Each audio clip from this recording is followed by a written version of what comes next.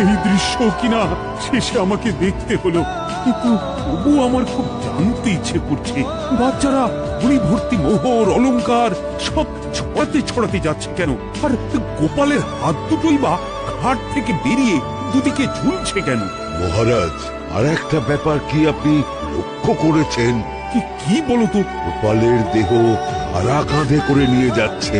হ্যাঁ হ্যাঁ, ওই তো মন্ত্রী, সেনাপতি, জ্যোতিষী আর পণ্ডিত। আসলে গোপালের এই শেষ যাত্রা আমাদের কিছু শিক্ষা দিয়ে যাচ্ছে মহারাজ।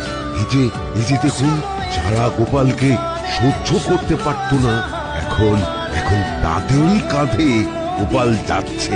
তার মানে শেষ পর্যন্ত কেউই কারোর শত্রু থাকে না, সবাই মান অভিমান করে